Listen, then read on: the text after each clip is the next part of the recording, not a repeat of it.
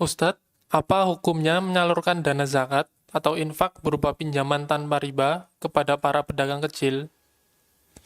Apa hukumnya menyalurkan dana zakat atau infak kepada para pedagang kecil sebagai pinjaman ya? Berupa pinjaman. Menyalurkan dana zakat diberikan kepada fakir miskin tapi berupa pinjaman. Wallahu alam, ini nggak benar. Kok bisa? Karena dalam masalah zakat, Allah Subhanahu wa taala mengatakan zakat itu pindah hak milik. Allah berfirman, "Innamas shadaqatu lil fuqara'i wal masakin wal 'amilina 'alaiha wal mu'allafati qulubuhum wa fir riqab," dan seterusnya. Yang Allah sebutkan di surat At-Taubah ayat 60. Allah menyatakan zakat itu lil fuqara wal masakin, milik fakir miskin. Sehingga sebenarnya zakat itu terjadi perpindahan hak milik. Maka bukan dipinjamkan, bukan diutangkan ke fakir miskin, tapi diberikan. Sehingga kalau para pedagang kecil, orang-orang yang jualan, misalnya jualan getuk, jualan cilok, Anda yakin dia ini orang miskin. Lalu Anda ingin memberikan sesuatu kepada, atau Anda membawa zakat, maka mereka itu berhak untuk memilikinya, bukan menggunakannya. Sehingga harta zakat itu diberikan ke mereka sebagai pemberian. Dan tidak boleh nanti mereka diminta untuk mengembalikan. Karena ini diberikan ke mereka, bukan dipinjamkan ke mereka.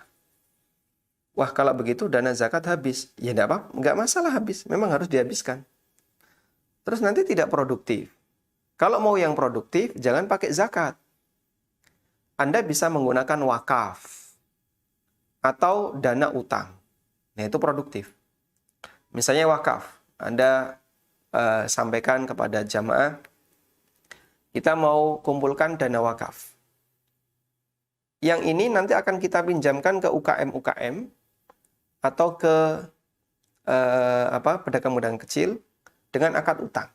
Lalu mereka mengembalikan. Silahkan. Ini boleh karena dia bukan zakat. Tapi kalau zakat, habiskan. Sehingga zakat itu tidak boleh ditahan, tapi dihabiskan. Makanya kami ingatkan bagi para panitia zakat.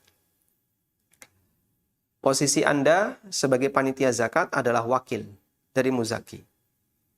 Untuk menyalurkan zakat itu di tempat yang benar.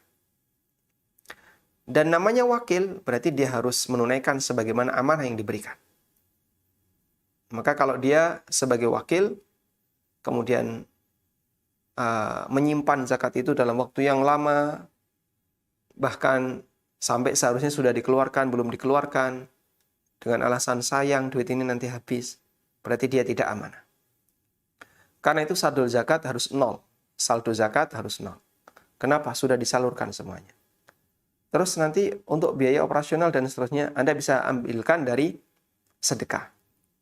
Untuk zakat serahkan kepada 8 asnaf yang berhak sebagaimana yang Allah jelaskan di At-Taubah ayat 60.